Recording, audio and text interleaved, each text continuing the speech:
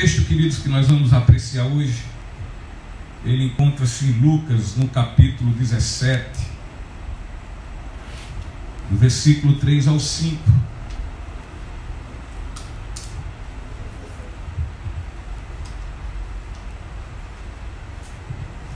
Lucas capítulo 17, versículo do 3 ao 5. O título dessa mensagem é Pequei, me perdoe? Está perdoado. E o texto do Evangelho de Lucas fala da seguinte forma: tome cuidado, se o seu irmão pecar, repreenda-o, e se ele se arrepender, perdoe-lhe. Se pecar contra você 7 vezes no dia, e 7 vezes voltar a você e disser, estou arrependido, perdoe-lhe.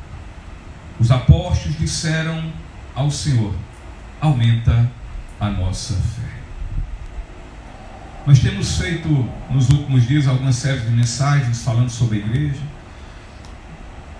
Tivemos a primeira em Filipenses capítulo 1, versículo 27 ao 31, onde falamos sobre a condução nossa como igreja de Cristo, como aqueles que foram salvos por esse evangelho, como temos que viver de forma digna deste evangelho. Falamos também na outra ministração, no outro domingo, sobre a igreja como um corpo, né? Em meio a toda a sua diversidade, o corpo é diverso. O corpo de Cristo é feito de vários membros e membros diferentes. Estamos agora também, domingo agora passado também, como igreja, nós somos este corpo, ou seja, e essa igreja ela é edificada sobre a pedra maravilhosa e fundamental que é Cristo, mas sobre essas pedras existem outras pedras e pedras vivas. E quem são? Somos nós, o membro e o corpo de Cristo. E portanto essas pedras, esses membros, essas pessoas, elas têm alegria, né? Pregamos no Salmo 122, elas têm alegria quando dizem, vamos à casa do Senhor. Elas têm alegria de congregarem, de se congregarem, de estarem reunidos, de estarem juntos, de estarem dando as mãos, confraternizando, de conhecer os interesses dos irmãos, saber das suas necessidades e ajudar uns aos outros. Isso é o corpo de Cristo. Então a igreja é isso, ela tem vontade, ela tem alegria de vir à casa do Senhor, até porque a igreja já vive no seu coração e pela fé, né? Como diz o salmista, ela vive já na certeza que os seus pés já estão pisando a nova Jerusalém, a Jerusalém celestial. E quando elas vêm para a igreja, quando vêm para a congregação, para ali reunirem-se, é como se elas já vivessem pela fé indo ao céu, viver a eternidade. E por isso alegram-se quando vão à casa do Senhor. Mas hoje nós vamos ver também outra parte que é fundamental na vida da igreja. Se somos igreja de Cristo, somos esse corpo de Cristo, somos os membros desse corpo.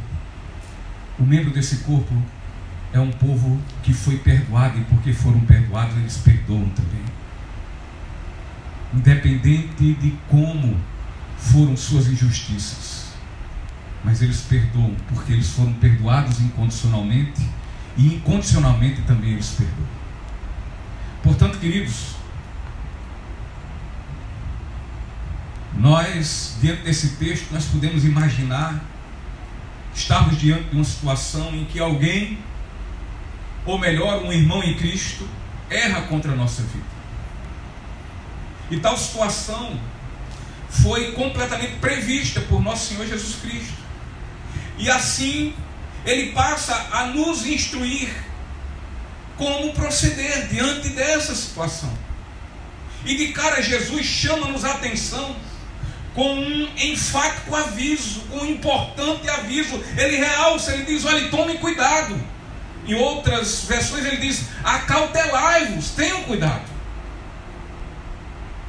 Afinal, querido, Jesus, nos versículos anteriores, no 1 e no 2, ele chama a atenção quanto ao perigo de ser tropeço, de nós sermos tropeço e motivo de escândalos aos outros. Assim sendo, esse aviso de tomem cuidado, acautelai-vos, significa que devemos ter cuidado uns com os outros. E por quê? Ora, a fim de fazermos todo o possível, para não levarmos uns aos outros a pecar.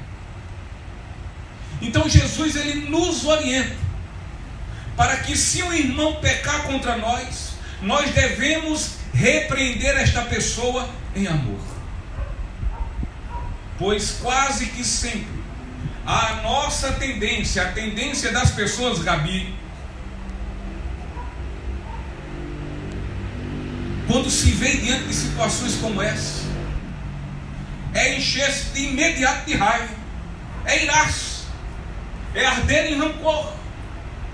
E ardendo em rancor vão alimentando a alma com ressentimentos, e depois, o que é que acontece? Depois chama um, chama o outro, chama um grupo e diz: olha, sabe o que aconteceu? Fulano e Beltrano, aquela pessoa, ela me injustiçou, ela atentou contra a minha vida, ela me fez mal, ela praticou uma atitude de mau caratismo, ou seja, o que for.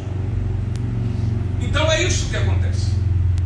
Via de regra, quando somos injustiçados, primeiro se ira, enche de amargor, de amargura. Nesse encher de amargura começa a contaminar-se completamente a alma, e depois só tende a falar mal de quem lhe injustiçou, como se isso fosse resolver o problema. Via de regra, é assim que tratamos. E tal procedimento é um procedimento errado, é equivocado agir dessa forma. E sabe por quê? Porque é o oposto, está contrário às orientações que nosso Senhor Jesus nos dá. E é onde Ele nos dá isso. Uma das coisas que Ele nos faz é em Mateus 18. Eu quero ler com vocês rapidamente Mateus 18, do versículo 15 ao 20. Ele diz, Mateus 18, versículo 15 ao 20: se o seu irmão pecar contra você, vá e a sós com ele, mostre-lhe o erro. Se ele o ouvir, você ganhou seu irmão. Mas se ele não ouvir, leve consigo mais um ou dois outros, de modo que qualquer acusação seja confirmada pelo depoimento de duas ou três testemunhas.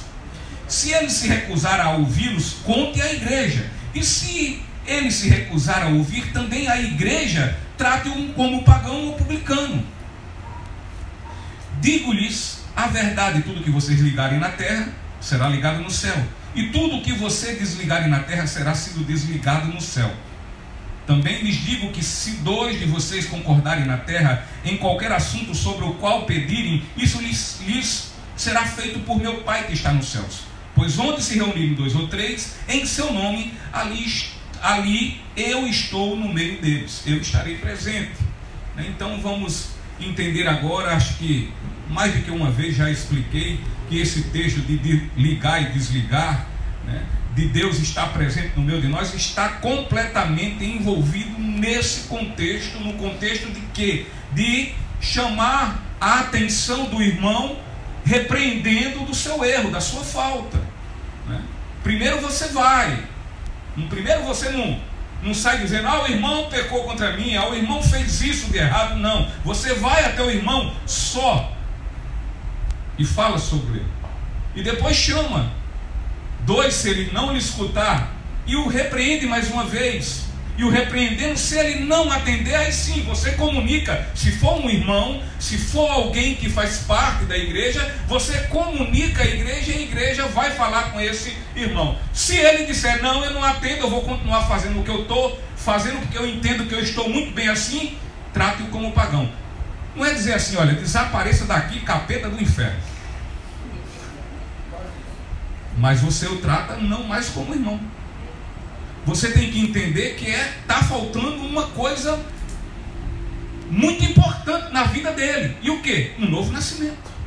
E aí você tenta trazê-lo, orar pela sua vida, trazê-lo de novo, ele continuar vindo à igreja, escutando a palavra, porque escutando a palavra está escutando a verdade, e quem escuta a verdade é liberto. Amém, queridos?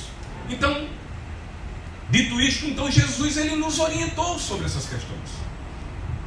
E queridos, agora repreender e confrontar nosso ofensor nada tem a ver com humilhar e ofender.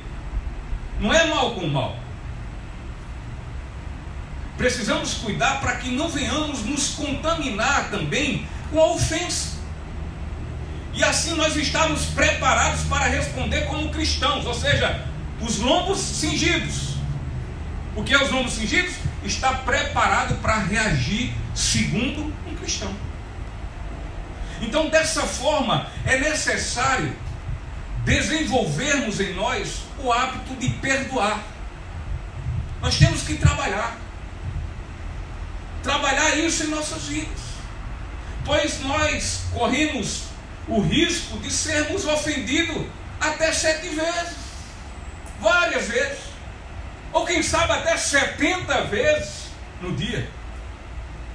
E essa hipérbole, que é um exemplo, onde dá-se um exemplo de um exagero, para verificar o quão importante é aquilo que nós queremos falar, o significado daquilo, nós queremos dar ênfase àquilo.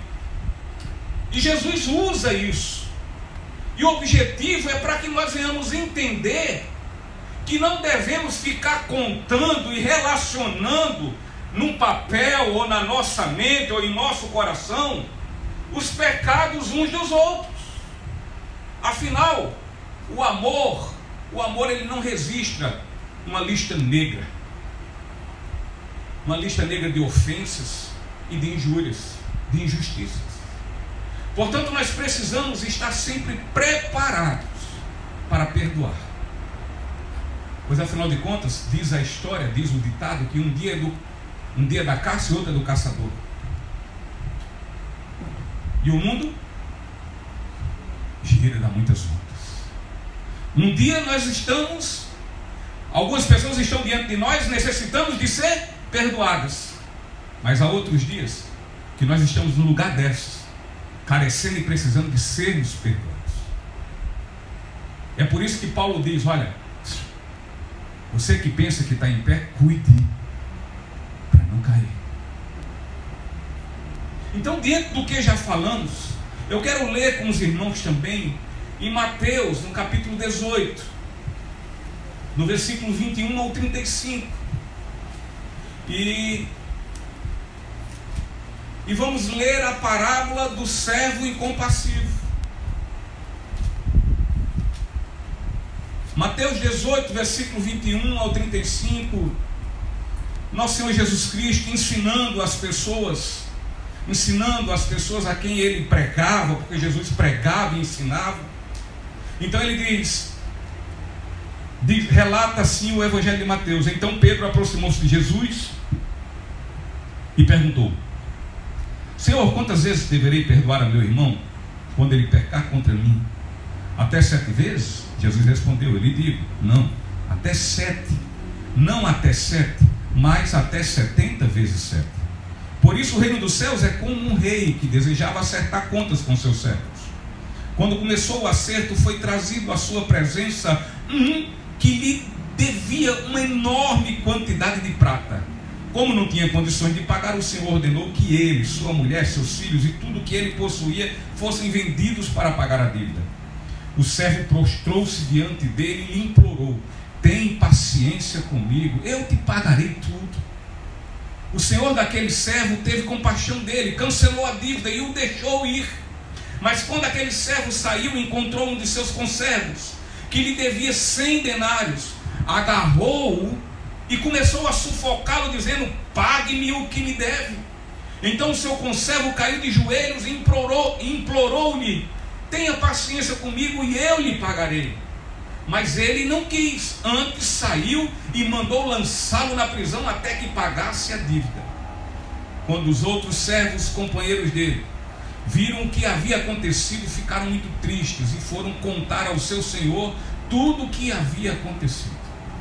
Então o Senhor chamou o servo e disse: servo mau, cancelei toda a sua dívida porque você me implorou. Você não devia ter tido misericórdia do seu conservo como eu tive de você? Irado, seu senhor entregou aos torturadores até que pagasse tudo o que devia. Assim também lhes fará meu Pai Celestial, se cada um de vocês não perdoar de coração ao seu irmão. Certa vez eu estava com uma pessoa bem próxima a mim,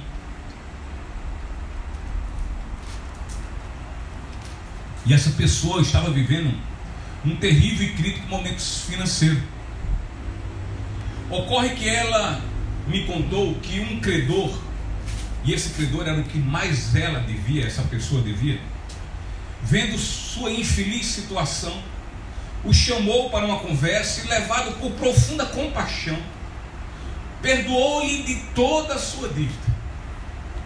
Entretanto, passado algum tempo, essa mesma pessoa que havia sido perdoada do seu mais alto débito, tinha alguém que lhe devia certa quantia que era demasiadamente muito menor do que o valor da dívida que possuía e que foi perdoada. Contudo, certa vez, eu a vi, e não só vi, mas ouvi falando com essa pessoa que lhe devia. Estava lhe cobrando o seu dinheiro de forma assintosa, desrespeitosa, cobrando, dizendo: ó, você não me pagou, me pague. Isso aconteceu de uma forma bastante constrangedora. Foi uma forma truculenta, humilhante, chegando ao ponto de pronunciar palavras de baixo calão, desrespeitosas, ofensivas. E, queridos, esta situação assemelhava-se muito à parábola do credor incompassivo, aonde Jesus nos observa de forma bastante clara que não existe limite para se perdoar. E Jesus, ao nos afirmar que devemos perdoar 70 vezes 7, Ele não nos quer falar de forma literal, mas de forma simbólica. Ou seja, Ele quer dizer que o perdão deve ser ilimitado. O perdão deve ser sempre concedido. Ele quer dizer que nós devemos estar dispostos sempre a perdoar. E temos na parábola do credor incompassivo um rei que, numa atitude de profunda nobreza, cheio de muita compaixão, levado por intensa misericórdia, e vendo o pedido desesperado, vendo uma súplica do seu servo, o servo que lhe devia, e lhe devia uma dívida impagável. Então ele olha para aquele servo e o perdoa, e libera aquele seu servo do seu débito. Ou seja, ele o libera para que siga em paz. E como é seguir em paz? Ele disse: vá em paz, ou seja, siga sem qualquer constrangimento. Quando você me encontrar por aí, não se lembre disso mais. Não fique pensando que eu estou pensando no dinheiro que você nunca me pagou. Está perdoado, vá em paz, meu servo. Ele disse que siga com a sua consciência limpa. Essa conta você não me deve. Está paga. Tome-a como paga, quitada. Então siga com a consciência limpa e tranquila. Vá sem medo, sem nenhum temor, porque eu nunca mais lhe cobrarei tal conta. Então, queridos, ocorre que este mesmo servo, que foi premiado, foi agraciado, favorecido de um perdão que ele não merecia, pelo seu rei. Quando ele sai da presença do rei, ele encontra-se com quem? Com o seu conservo. E o que é um conservo? O conservo é a mesma coisa que o servo. É alguém que é servo tanto quanto ele era. Ele era igual. É aquele que está na mesma condição do outro. Isso é um conservo. E este lhe devia o quê? Uma quantia pequenininha, ínfima. Uma quantia reles, algo irrisório. Infinitamente longe de ser comparada com a quantia do débito esse que ele foi completamente perdoado pelo rei. Contudo, como é que ele age? Ele pega o seu companheiro e o pega com muita dureza, com muita crueldade. E esse companheiro, ainda que pedindo clemência, compaixão, misericórdia, ainda que diante desse pedido, o mesmo pedido semelhante que ele fez ao rei, ele diz, olha, tem clemência, tem misericórdia, se compadece da minha vida, tem paciência comigo, eu te pagarei. Ou seja, o pedido foi o mesmo. No entanto, como é que ele trata? Ele trata com maldade, com crueldade, vai às autoridades e o denuncia e manda lhe prender sem nenhuma compaixão, sem nenhuma misericórdia. Ocorre que o rei toma conhecimento desse fato, da postura deste servo, toma conhecimento de como ele foi perverso e maldoso, e o chama, faz com que ele seja trazido à sua presença, e ali ele faz lembrar do quanto agiu com benevolência, com bondade, com intensa misericórdia com sua vida, quando lhe perdoou de um débito 600.000 vezes maior. 600.000 vezes maior. Ele faz lhe lembrar da graça que lhe foi favorecida. E a grandeza, ele faz lembrar de uma misericórdia grande. Ele faz lembrar do perdão que foi dado a ele. E assim, demasiadamente desgostoso e profundamente irado, o rei o lança na prisão até que ele pague toda a sua dívida. Queridos, o débito perdoado pelo rei ao seu servo era 600.000 vezes maior que o débito não perdoado pelo seu servo ao seu companheiro. 600.000 vezes. O débito do servo era de 10.000 talentos. O do seu companheiro era de apenas 100 denários, uma merreca. E um homem como aquele servo, para poder pagar um débito de 10.000 talentos, recebendo um salário diário de 1 denário, ele levaria, sabe quanto tempo? 150.000 anos para poder quitar essa dívida. O que é que nós entendemos? Que essa dívida ela é completamente insolúvel. Não há como pagar. É impagável. E da mesma forma, é a nossa dívida de gratidão com Deus. Ela é impagável. Não importa o que nós venhamos fazer, não importa quem nós sejamos, jamais conseguiremos pagar a dívida da graça de Deus sobre nossas vidas, representada em Cristo Jesus. É impagável. Assim sendo, podemos afirmar que o perdão de Deus, ele é completamente ilimitado. Ilimitado. E ao fim desta parábola, Jesus nos adverte com um versículo, e essa advertência, ela é profunda demais. Ele diz, no versículo 35, assim também lhes fará meu Pai Celestial, se cada um de vocês não perdoar de coração seu irmão. Vocês não serão perdoados.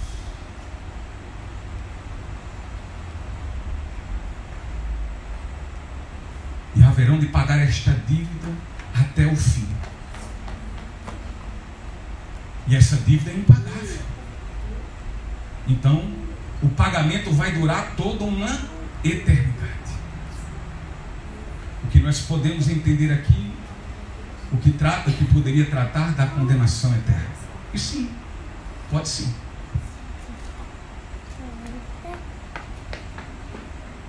E Jesus, ele quer nos dizer que se não perdoamos, o Pai também não nos perdoará. Contudo, é preciso que entendamos que o perdão aqui proposto na parábola do credor incompassível não tem relação ao perdão acerca da nossa salvação.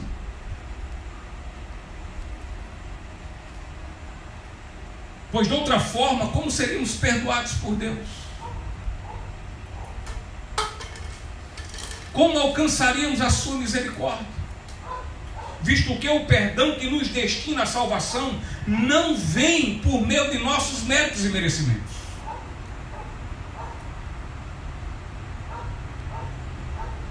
Nós somos salvos por quê?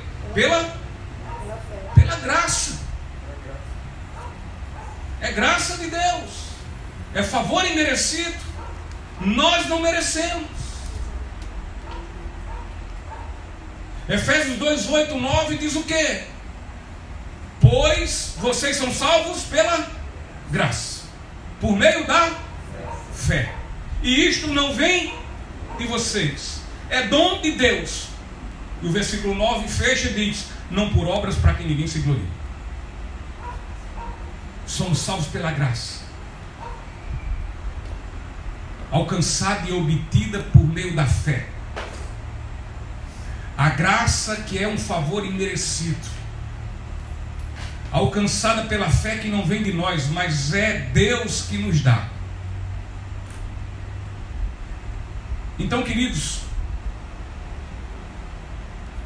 indo agora a Isaías no versículo 43, versículo 25, ele diz assim: sou eu mesmo, aquele que apaga suas transgressões por amor de mim, e não se lembra mais de seus pecados. A Bíblia afirma que Deus, quando vê em nós um verdadeiro arrependimento e um sincero pedido de perdão, então Ele nos perdoa dos nossos pecados e não se lembra mais. O pecado, ele só é perdoado se houver um sincero arrependimento, uma confissão do pecado completamente associada a um verdadeiro arrependimento. E quem sabe disso? Só Deus. Você só pode ter seu pecado perdoado se antes houver um arrependimento. Agora, o fato de Deus não lembrar mais dos nossos pecados, isto não quer dizer que Deus sofre de amnésia ou coisa parecida. Na verdade, absolutamente nada é deletado da memória de Deus. Tudo está lá, de eternidade a eternidade. O que ocorre é que Deus, nos perdoando dos nossos pecados, Ele jamais vai lançar em nosso rosto aquilo que deixamos por termos arrependido. Fim de papo. Ele encerra o assunto ali. Ele não fica moendo. Ele não fica com mimimi. e semelhante à sua atitude para conosco quando nos perdoa, Ele também quer que nós tenhamos essa mesma postura. Ele também quer que venhamos agir da mesma forma. Ou seja, quando Jesus nos pede que venhamos perdoar como Deus nos perdoou, isso não significa que haverá de ocorrer um branco na nossa mente. E aí nós não lembramos de absolutamente mais nada. Nós não vamos lembrar do insulto, nós não vamos lembrar da traição ou qualquer outra sorte de machucado e afronta que venhamos ter sofrido. Não, não é isso. Ninguém tem amnésia porque perdoou. Nós vamos lembrar, contudo, nós não vamos mais nos irar. Não é algo que vai nos levar a uma tristeza, que vai nos levar ao afastamento das pessoas ou qualquer outro tipo de coisa.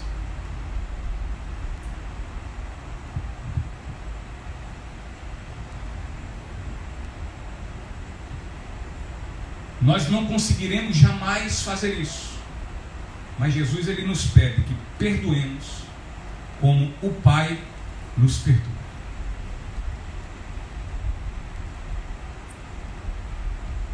Jesus, ele nos pede que venhamos perdoar, sabe como? De uma forma verdadeira. De uma forma verdadeira, Gabi.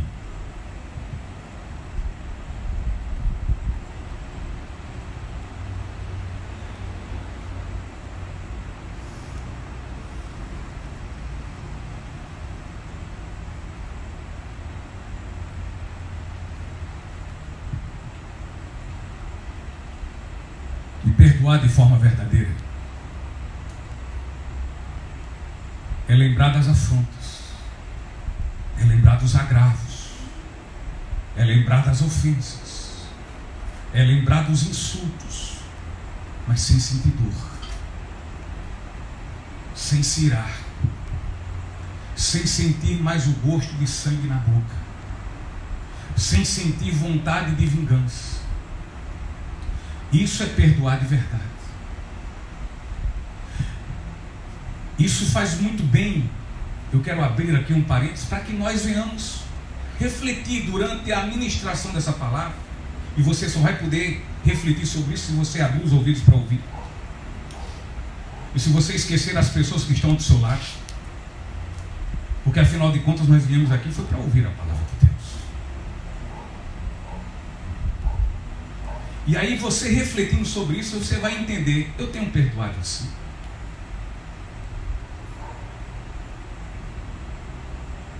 Perdoar de forma verdadeira significa não mais lançar em rosto aquilo que você disse que perdoou. Perdoar de forma verdadeira significa não cobrar mais de quem perdoamos de uma vez por todas uma dívida. Está perdoado? Pronto, acabou. Não existe mais dívida. Está perdoado, então pronto, eu não estou mais ofendido. Eu posso estar triste pelo ocorrido. O perdão é algo necessário na vida do ser humano, queridos. Exercitar o perdão, perdoar nossos devedores e ofensores, é algo extremamente vital para todos nós, para as nossas vidas. Há pessoas que estão sucumbindo, estão adoecidas, estão mortas por dentro, porque estão completamente adoecidas de amargura. Uma pessoa, falar com uma pessoa amarga é uma tristeza. Dói. É algo que destrói a alma de alguém. Ela não vive com outra coisa na sua mente, nos seus pensamentos, na sua boca, senão a ofensa que sofreu.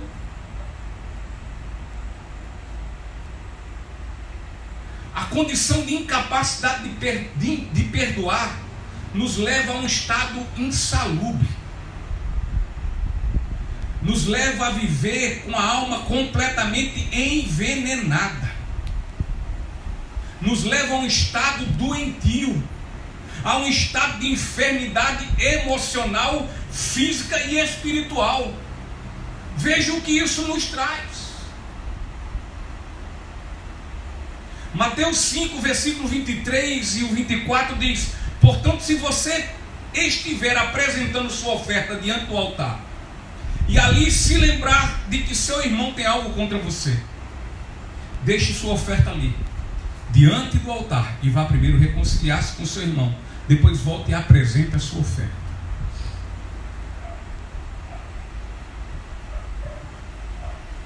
Veja o grande problema de não perdoar. Você não pode trazer sua oferta ao altar. E trazer a oferta no altar não é só o dízimo, não. É você vir cultuar o Senhor. Algo lhe impede. E esse algo é a sua falta de perdão. É o ódio que arde dentro do seu coração. É a amargura que está lhe corroendo.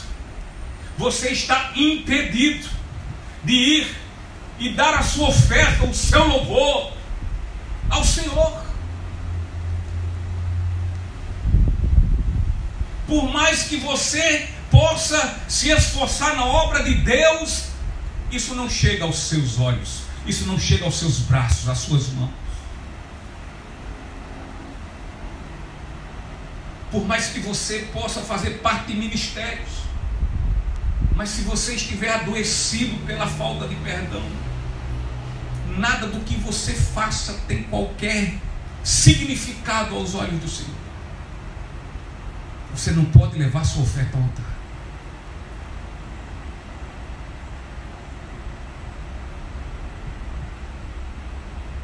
E sabe por quê? Porque Deus não vai receber. Você vai fazer isso, você vai fazer aquilo, você vai dar o dízimo, você vai louvar, você vai dar aleluia, você vai dar glória a Deus, você vai evangelizar, você vai tocar, você vai pregar, mas Deus não vai receber.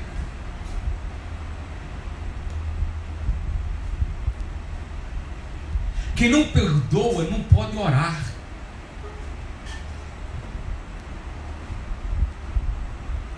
E quem não perdoa não pode ser perdoado. E por não ser perdoado estará como? Sem comunhão com Deus. Quem não perdoa o próximo terá afetado sua relação com Deus. Quem não perdoa retém as bênçãos e o favor de Deus sobre sua vida. Quem não perdoa adoece física, emocional e espiritualmente, pois está com sua vida completamente corroída, carcomida e consumida pela amargura. Quem não perdoa torna-se refém e prisioneiro da pessoa quem você deve perdoar. Para onde você vai, ela está junto. Você se deita, vai dormir, ela está junto com você. Você sonha, sonha com ela. Você muda de cidade, ela vai também junto. É um peso, é uma carga. É um jugo pesado e escravizador que cansa e fadiga toda uma vida. Quem não perdoa enche-se de mágoa e vive atrelada a essa pessoa. Você deita com ela e levanta com ela. Você perde até o apetite por conta dela. O nosso melhor sonho torna-se, porque não perdoamos, um pesadelo.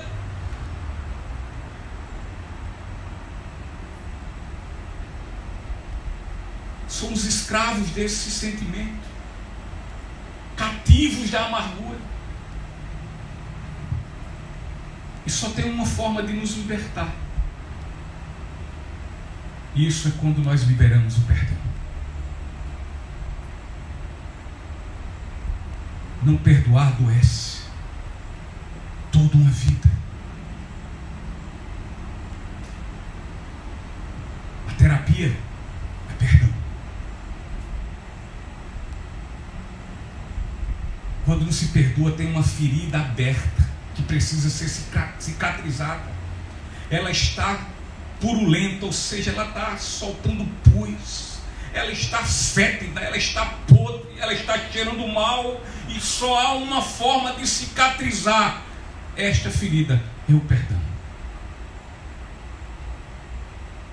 O perdão é o remédio celestial que traz a cura sobre muitos casamentos que estão aí adoecidos, enfermados, porque o perdão não foi liberado.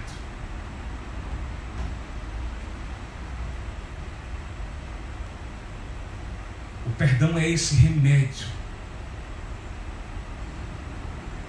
O remédio que traz a cura para as relações adoecidas entre pais e filhos.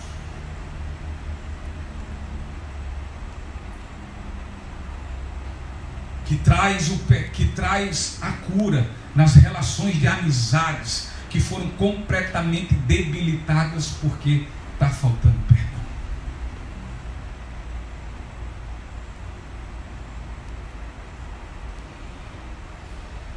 Existem relações de pais com filhos terríveis.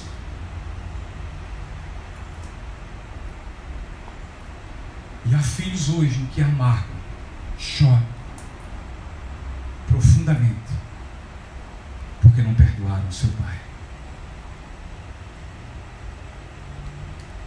E o pior, não tiveram a oportunidade e não foram até ele. E por isso passam a se culpar. E deixa eu dizer, em meio a este tem cristãos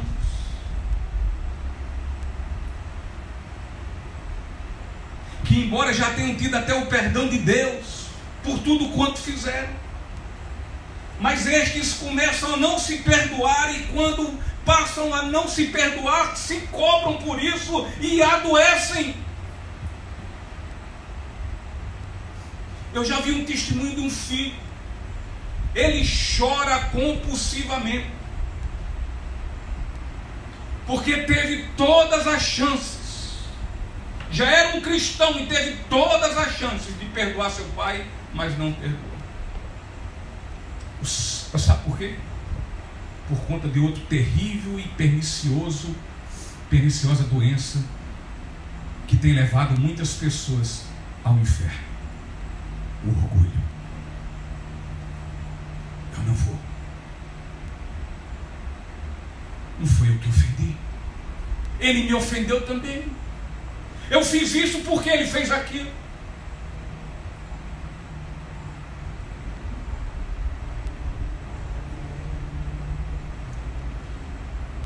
Portanto, não devemos mais esperar. Nós não devemos mais alimentar a amargura. Contudo, mais que urgente, de forma urgentíssima, que lancemos mão do grandioso e nobre e sobrenatural ato de perdoar, para que dessa forma venhamos restaurar nossos relacionamentos, seja no casamento, seja na família, na igreja e no convívio social, trabalho, universidade, escola, aonde for, vizinhos, convívio social. Portanto, queridos, antes que expomos pela palavra que nela nós aqui fundamentamos, eu quero falar rapidamente sobre 3 verdades sobre o perdão, conforme o Evangelho de Lucas. Jesus diz no versículo 4 de Lucas 17, ele diz: se pecar contra você 7 vezes no dia e 7 vezes voltar a você e disser estou arrependido, perdoe. Queridos, olha, repare bem, preste muito bem atenção. Jesus, ao se dar em sacrifício vivo e substitutivo, como pagamento para o perdão dos nossos pecados, ele não o fez porque nós merecemos, não foi.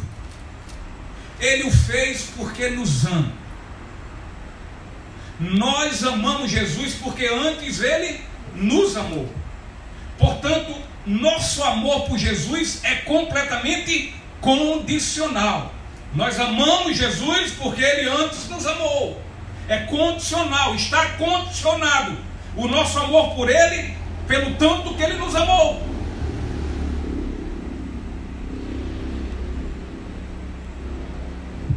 Contudo, o seu amor por nós, o amor dele por nós é incondicional. Há alguma coisa que nós fazemos que Ele venha nos amar? O que é que tem de bom na minha vida para Deus ter me amado? Absolutamente nada.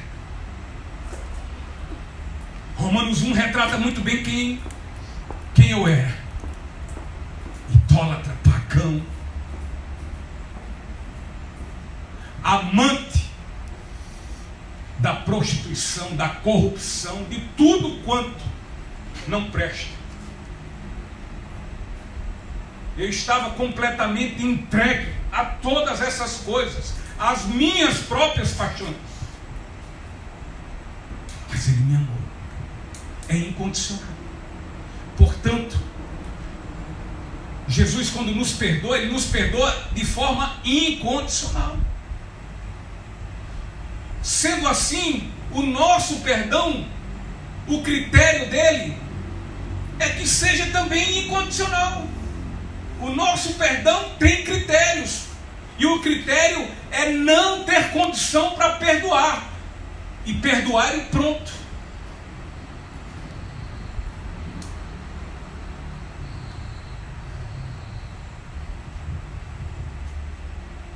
Sendo assim, Jesus, Ele nos perdoou, e Ele nos perdoa por nos amar ainda quem sejamos, ou seja, merecedores desse seu amor. Ou seja, o seu perdão é totalmente incondicional. Jesus, dessa forma, Ele quer que venhamos perdoar todos aqueles que nos ofenderam, nos injustiçaram, mesmo que estes não sejam merecedores do nosso perdão.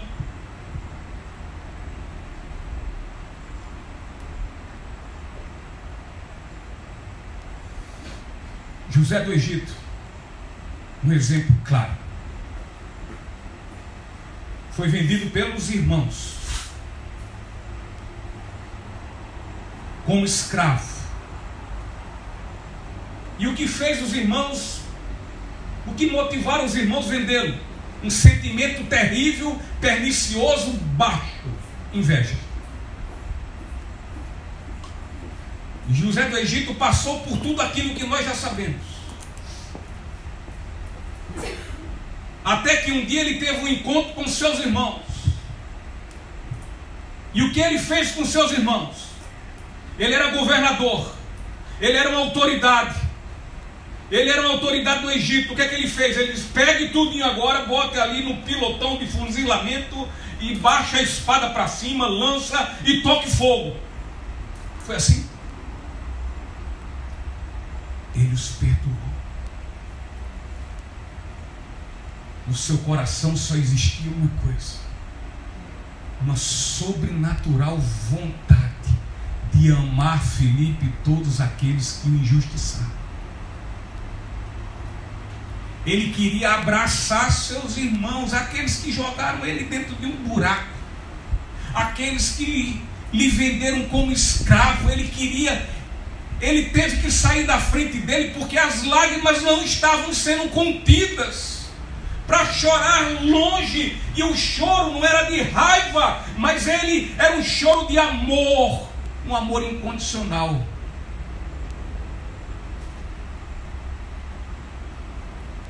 E o nosso querido Estevão, enquanto ele era apedrejado até a morte, ele perdoava todos os seus executores. Um ato sobrenatural. Ele eleva a voz ao céu e diz: Senhor, perdoa estes, porque não sabem o que estão fazendo.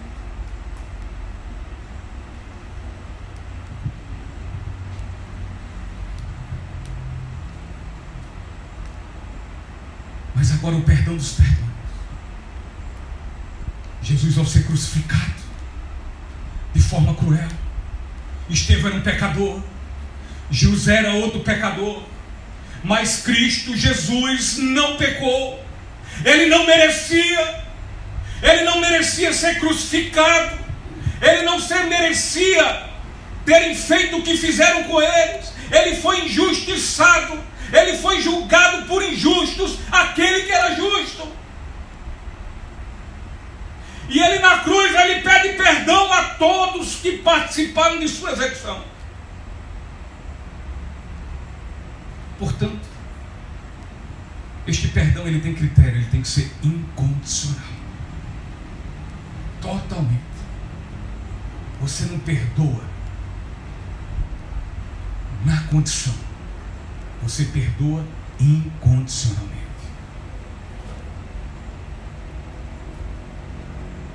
Versículo 3 de Lucas 17. Aqui outro fundamento desse perdão, outra verdade, outro princípio, outros critérios que têm que ser obedecidos. Jesus diz: tome cuidado, se o seu irmão pecar, repreenda-o, e se ele se arrepender, perdoe. O perdão verdadeiro, além de ser dado mesmo que nossos ofensores não mereçam, visto que nosso perdão ele deve ser incondicional. Então este perdão, quando liberado por nós, ele não pode nem deve dar vazão em meio às nossas emoções, para que venhamos nesse momento expelir de alguma forma uma vontade de querer nos vingar, de querer nos vingar humilhando aquele a quem queremos perdoar, a quem devemos perdoar.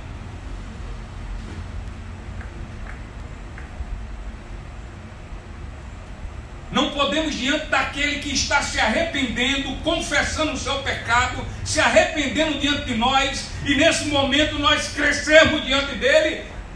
Ah, bichinho, tu agora vai escutar. Eu lhe perdoo, viu? Mas você agora senta aí para ouvir.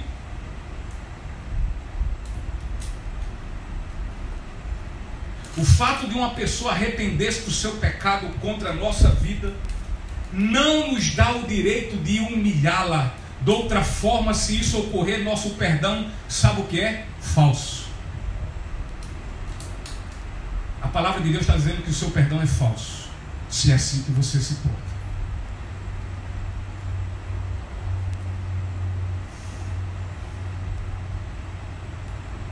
Porque afinal esse perdão ele deve ser incondicional, ele deve ser criterioso.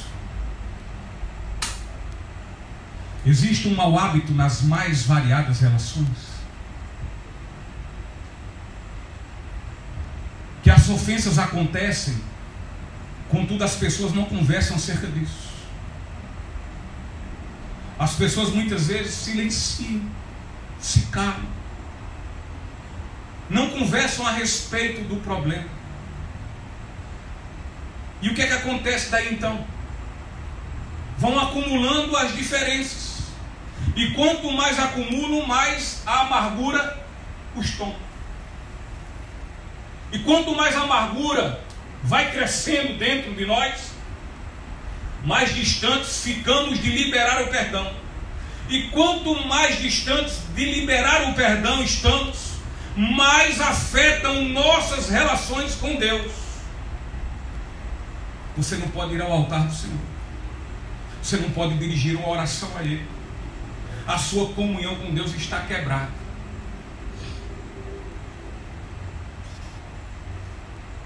E quanto mais esta relação é afetada, mais as bênçãos e o favor de Deus são retidos na minha e na sua vida. Gálatas capítulo 6, versículo 1 diz: irmãos, se alguém for surpreendido em algum pecado, vocês que são espirituais deverão restaurá-lo com mansidão. E vem um aviso: cuide-se, porém, cada um para que também não seja tentado. Então, confrontar não quer dizer contender. Confrontar não é brigar.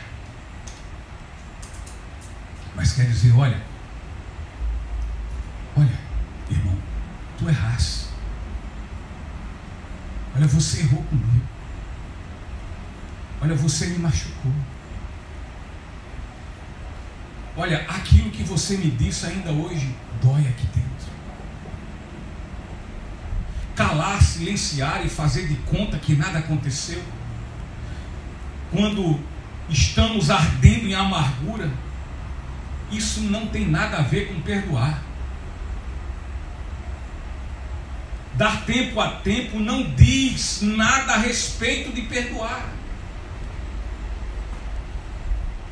Se assim fosse, não existiria um número extenso, uma fila grande de pessoas amarguradas, que estão dando esse tempo. Mas olha, a amargura só faz crescer dentro do seu ser. São mais doentes, tornam-se mais opressos, mais cansados, e se encontram cada vez mais longe do perdão, e assim não o liberam.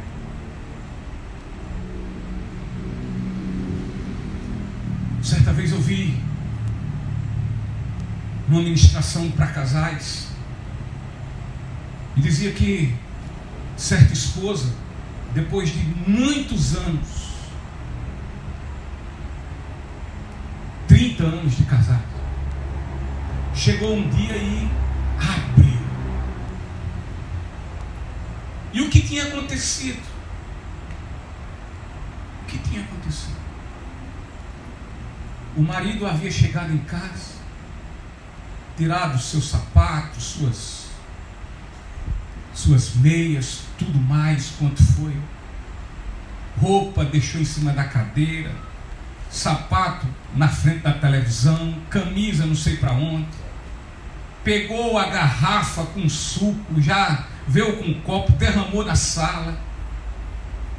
E quando a mulher chegou e viu aquilo, ela deu um grito de grande histeria. Eu não aguento mais. Eu quero o divórcio. O problema não foi pontualmente aqui, mas foi um número de coisas que aconteceram durante 30 anos. Descuido, carinho, atenção, vés, grosseria e por aí fora. Coisas que só fez guardar. Eu vou dar tempo. Vai passar. Vai passar. Vai passar. E só aumentava.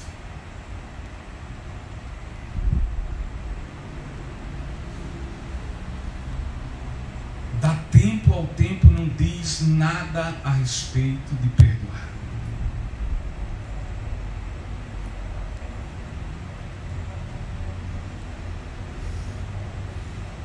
Portanto, que nós venhamos confrontar, conversar, dialogar, e nisso nós venhamos buscar a cura da nossa dor, buscar a cura da nossa dor em quê? Buscando liberar esse perdão. Agora lembre-se que esse perdão é incondicional e tem critérios, porque não se perdoa de todo jeito. E mais vai dizendo, cuide-se, porém, cada um para que também não seja tentado. Não pense que só você é o certo no mundo. Não pense que só você é quem acerta. Porque aquele que pensa que está aí perto, cuida para não cair. Não pense que só você está do lado de cá de dar o perdão, porque quem errou foi o outro. Escuta. Há um dia atrás do outro, me diz uma história de uma noite no meio. No amanhecer de uma noite, de um dia, você pode se ver do outro lado, carecendo do perdão. Eu tenho certeza que você não quer estar diante de uma pessoa presunçosa, arrogante e dizendo: agora você vai escutar algumas verdades.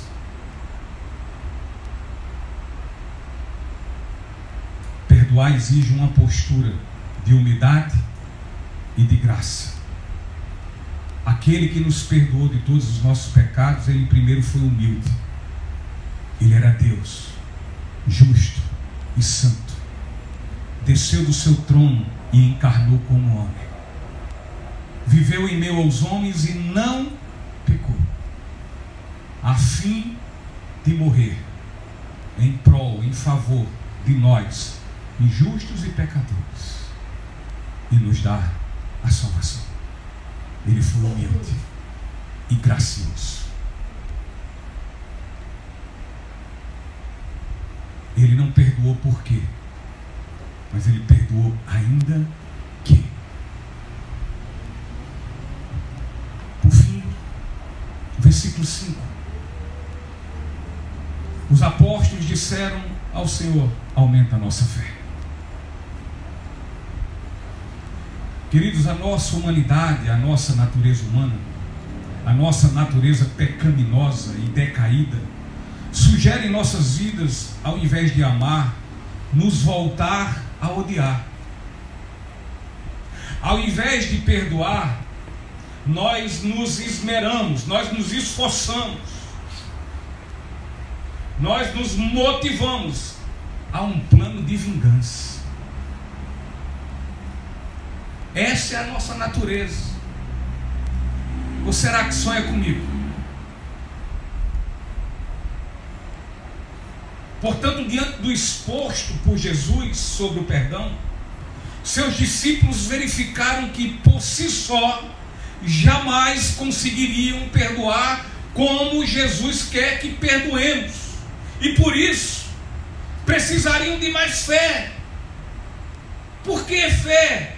Para que o sobrenatural do perdão tornasse algo efetivo, verdadeiro em nossas vidas e nas vidas deles. Veja o que Hebreus 11 diz: sem fé é impossível agradar a Deus, pois quem dele se aproxima precisa crer que ele existe e que recompensa aqueles que o buscam. O que é a fé, queridos? Se não viver uma vida de confiança em Jesus, de confiança no Deus Todo-Poderoso, se não viver uma vida de lealdade com Deus, isso é fé. Fé não é dizer: eu declaro, eu determino que amanhã eu vou ganhar um carro, que amanhã eu vou passar no vestibular, que amanhã eu vou fazer isso, aquilo, outro. Não! Fé é dizer assim: olha, se for a vontade de Deus, e se assim Deus quiser, aí eu vou fazer isso e isso, se Ele quiser. Fé é confiar que o deserto está aqui dentro, que nós estamos entrando e passeando por dentro do deserto, mas sabemos que Ele está conosco e estará até o fim. Isso é fé. É confiança em Deus. E tudo isso, na verdade, tem como resultado a busca de viver uma vida na disposição em fazer a vontade dEle. Fé é isso. Se nós precisamos de fé na caminhada cristã, é para isso, para acreditar na sua palavra e nela e com ela viver.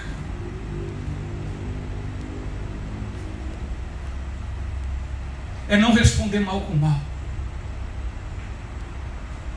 mas pagar mal com bem, como diz o apóstolo Pedro na sua primeira carta, no capítulo 3. Ele diz lá: vivam, queridos, de forma entranhavelmente amáveis uns com os outros. Vê nós, com toda essa diferença, é fácil viver assim? Entranhavelmente, bem unidinho, agarradinho, cheio das nossas ruindades, só com muita fé. Não devolvam aos outros, não paguem mal com mal, é o que Pedro diz. Mas paguem mal com bem. Olha, ele lhe fez mal, pague com bem. Tem que ter fé. Aí Pedro diz, olha, porque se assim vocês fizerem, botem em mente uma coisa: quem falará mal de vocês? Quem vai dizer algo contra vocês? Mas aí ele diz, vão ter, mas se disserem, se alegre, porque dessa mesma forma fizeram com Jesus, inclusive eu e você. Viva um pouquinho Jesus na sua vida. Viva um pouquinho dele.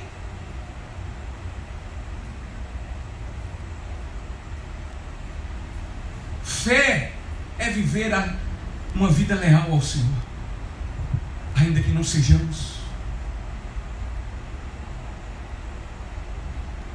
ainda que não consigamos ser 100% leal, mas tenhamos pelo menos uma vontade no coração de ser 100%. A fé não é uma vida de espetáculos, de movimentos espetaculosos. Não, isso não é fé. Porque tem muita gente fazendo isso e não tem vivido dignamente o Evangelho. Fé não é espetáculo gospel.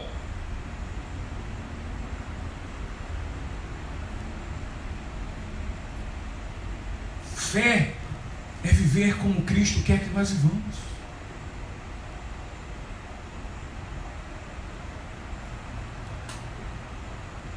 A fé não é algo que se faz com encenações, com objetivo, com o intuito de chamar a atenção dos outros. Não, isso não é fé. E olha o que Paulo diz aos Colossenses no capítulo 3, versículo 12 e 13. Ele diz, portanto, como povo escolhido de Deus, amém, tu és povo escolhido de Deus. Olha o que ele diz, como um povo escolhido de Deus. Aí ele diz santo, ou seja, separado para Deus. Separado para Deus para quê? Para viver para a glória do seu nome. Como povo escolhido de Deus, santo, separado da Deus, para viver para a glória de Deus. Por quê? Porque você é um povo amado. Nós fazemos parte de um povo que foi amado. Aí ele diz, revistam-se de profunda compaixão, bondade, humildade, mansidão e paciência. Suportem-se uns aos outros e perdoem as queixas que tiveram uns contra os outros. Perdoem, como o Senhor lhes perdoa. É fácil? É não. Semana retrasada eu passei por uma experiência que só a graça de Deus. Vinha nesse infeliz do celular dentro do carro. Quando vi, foi uma buzinada atrás do carro, Paulo Sérgio. Aí o cidadão encosta do meu lado, abre o vidro. O meu estava todo fechado, mas deu para escutar palavra por palavra, aonde tinha acento e vírgula e exclamação, elogiando Dona Arnaldina, que já está no céu na glória do Senhor.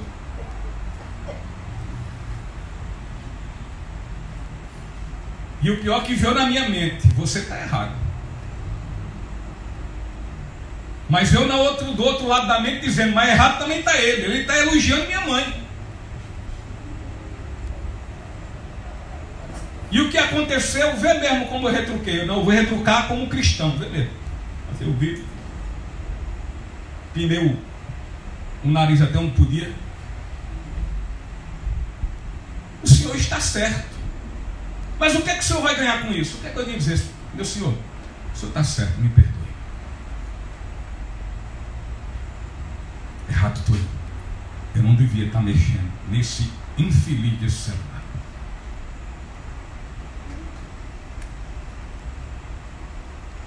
Primeiro, estou contrariando a lei. Segundo, estou atentando contra a minha vida, ou se não com alguns que possam estar dentro do meu carro, mas eu estava só.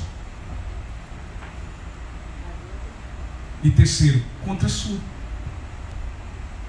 Mas não. Eu fui retrucar por quê? Aí vou pagar mal com mal, porque ele com mal também veio para cima de mim. Ele perdeu a razão dele. O perdão de Deus é incondicional. E tem critérios. E nós temos que amar, perdoar, como Deus nos perdoa. Deus me perdoou porque eu merecia? Não. Mas porque, ainda que eu não merecesse, e nunca vou merecer.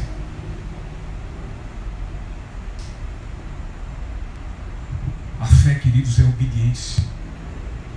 E uma vida de obediência é algo que agrada a Deus. E perdoar ao próximo como Deus nos perdoa é fazer a sua vontade, Deus.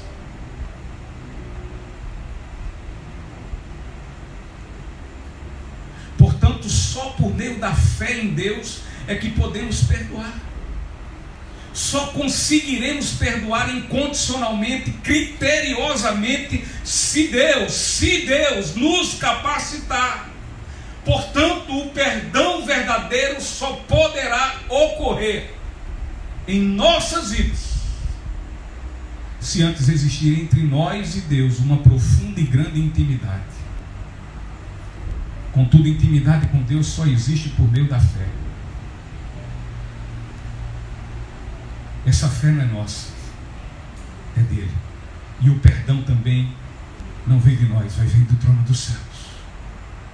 É preciso ter intimidade com Deus, e só tem intimidade com Deus quem nasceu de novo. Quem tem uma fé verdadeira e salvífica, que de fato entendeu o quanto foi amado e perdoado por esse Deus, e por ser amado e perdoado da forma como foi, incondicional, imerecida, ama e perdoa da mesma forma. Luta por isso. Luta. Quando a boca vai enchendo de sangue, ele começa a cuspir e jogar o sangue fora. Porque ele não quer. E pede misericórdia ao Senhor. Senhor, dá-me graça. Senhor, que o teu Espírito Santo, Senhor Deus, ele domine nesse momento os meus sentimentos e as minhas emoções. Só pode acontecer o ato sobrenatural do perdão em nós e por nós somente pela fé. Pela fé em Deus. Qual a sua fé? Que tipo de fé você tem? Você tem aquela fé que lhe salvou, que lhe transformou num novo homem, numa nova mulher? Então você tem toda a condição de perdoar sobrenaturalmente, de forma verdadeira. Caso contrário, é preciso ainda nascer de novo.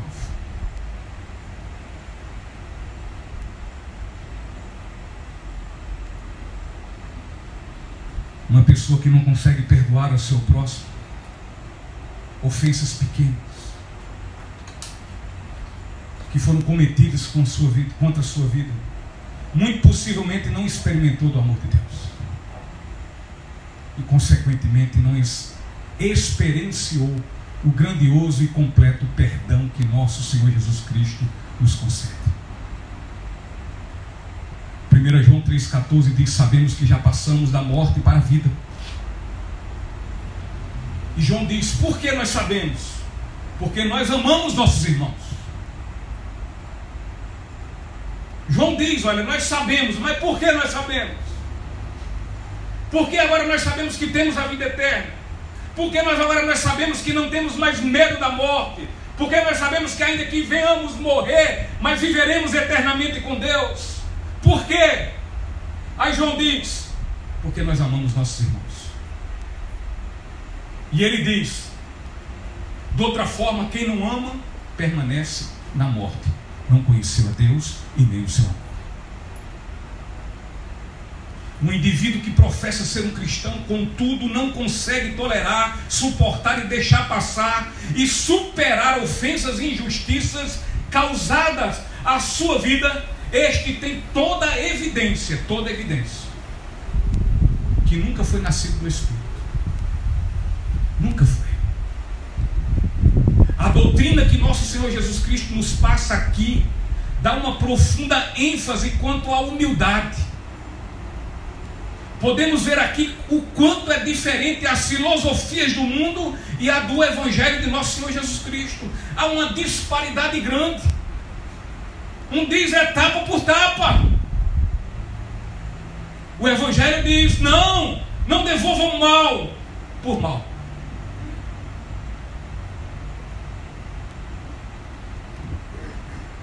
Agora eu pergunto: seria alguma novidade vermos homens e mulheres, ditos estes professos cristãos, que inclusive já passaram até pelo batismo das águas, no entanto mostram-se esses orgulhosos, insolentes, arrogantes, cheios de disposição em vingar-se das ofensas que lhe foram sofridas, ao tempo que são também implacáveis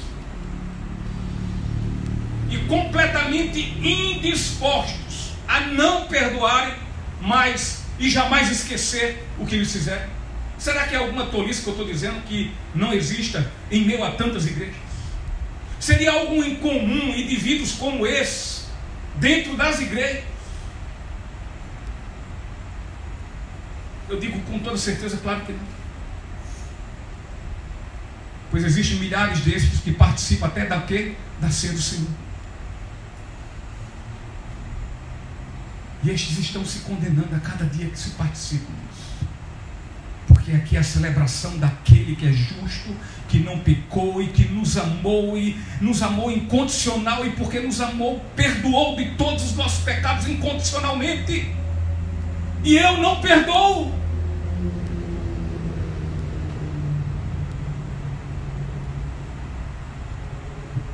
Há muitos desses.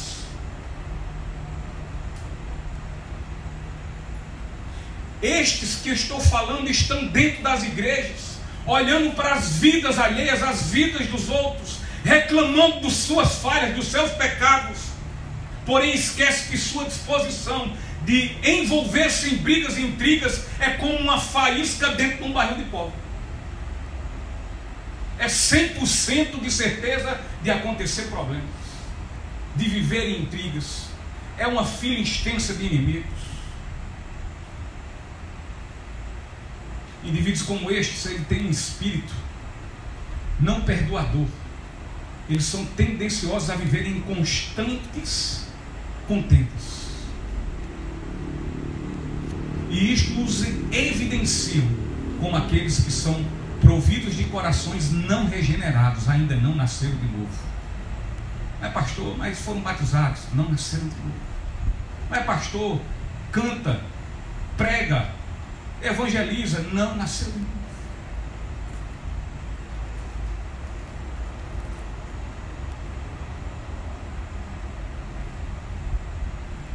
E por não nascerem de novo, não estão preparados para o reino de Deus.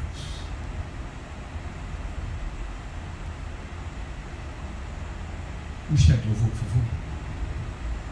1 Coríntios capítulo 3, versículo 3, o apóstolo Paulo fala assim: porque ainda são carnais. Porque visto que há inveja e divisão entre vocês, não estão sendo carnais e agindo como mundanos? E o apóstolo João, mais uma vez, na primeira carta, no capítulo 4, versículo 20, ele diz: se alguém afirmar,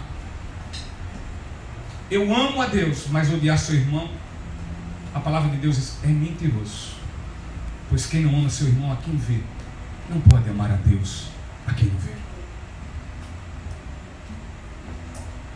Queridos, que nós venhamos encerrar esse momento com uma cuidadosa autorreflexão. Ou seja, não reflita essa pregação na vida do seu vizinho, não que está atrás, não que na frente, mas na sua, na nossa. cada um com a sua. Com qual frequência? Escuta bem. Com qual frequência temos ofendido e levado os outros a tropeçar? Com qual frequência?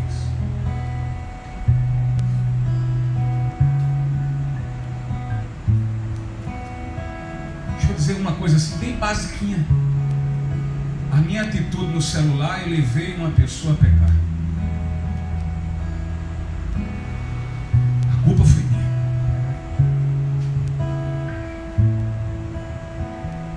Quando eu sou grosseiro com alguém, eu estou levando alguma pessoa a pecar. Porque eu estou magoando o coração.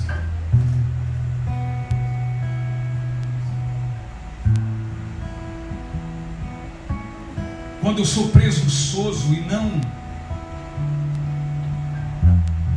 e me acho melhor que os outros,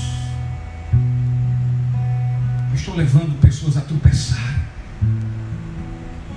Quando eu digo que sou crente e tenho uma vida de mundano, eu estou levando pessoas a tropeçar, inclusive os indoutos, e outra, levando o escândalo na vida, na mente daqueles que não conhecem o Evangelho e que dizem: você não disse, ó. E esse não é crente? Ou se é para ser crente igual a ele, deixa eu como eu estou. Deixa eu bater no bombo mesmo. Eu estou sendo pedra de tropeço.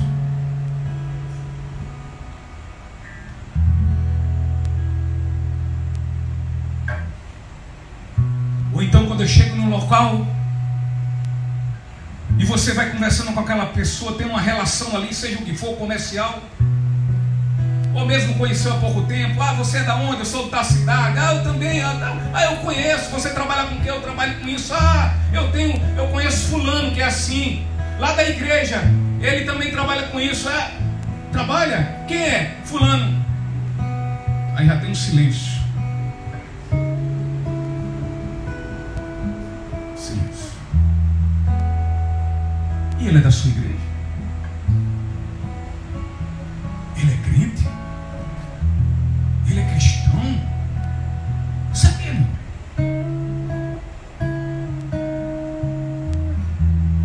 Sabia, não?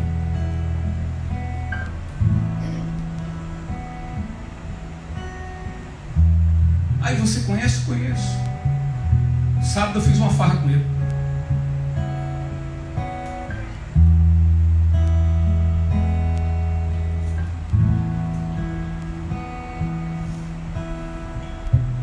Nós estamos dentro do negócio ali, mas não posso dizer o que é que nós estamos fazendo. Ah, e você conhece fulaninha? Conheço. Quem fulaninha? Fulaninha que fica com Beltrano, com Ciclano, com Beltrano, com Ciclano. Eu conheço.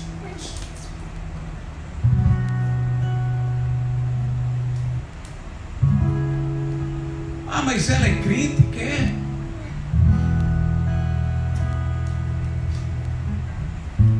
Mas domingo ela estava com a gente. Ela não foi para a igreja não, né? Não foi? Não, de fato não foi não. Parece que ela estava doente.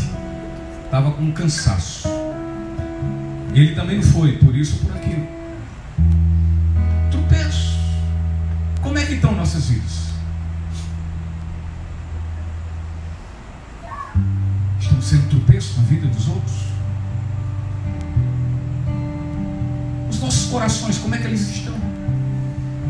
Temos permitido com frequência que pensamentos furiosos, irados e cheios de rancorosas vontades de vingança tenham encontrado morada no nosso ser interior, sem nos causar qualquer constrangimento. Ou seja, nós pensamos todas essas coisas e muito mais, e nada disso nos constrange.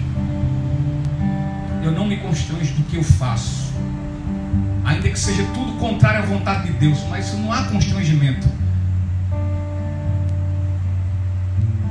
Reflita muito bem por isso. Talvez você precise nascer de novo.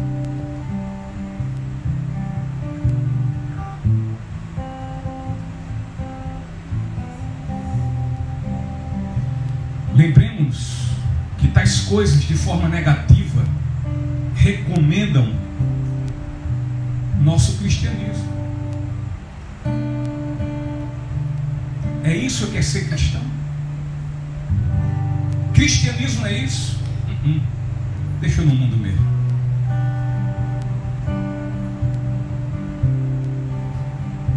Afinal, fomos ou não perdoados pelo Rei Jesus de uma conta impagável? Fomos ou não? Você foi impagável? Você foi perdoado de uma conta impagável? A sua conta de pecado, você sabe que ela não tem preço. E tem um preço, só com um preço que nem eu nem você pode pagar. Igreja nenhuma pode pagar, pastor nenhum pode pagar, batismo nenhum pode pagar, ceia nenhuma pode pagar, ministério nenhuma pode pagar. Só quem pode pagar o nosso débito de pecado, o nome dele é Jesus Cristo, o Filho de Deus, o Cordeiro Santo de Deus, que tira o pecado do mundo. Só.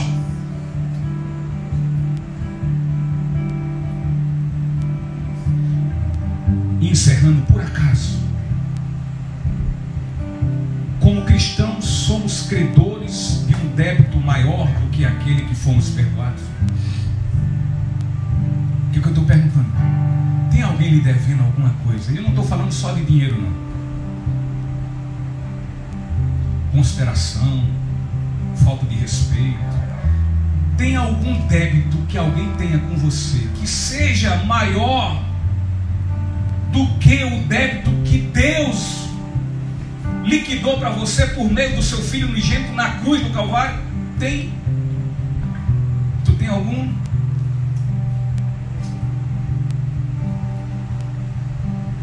Olha, você foi perdoado desse débito, eu fui perdoado desse débito. Então os outros débitos que as pessoas possam ter conosco, nós devemos perdoar como Deus nos perdoou.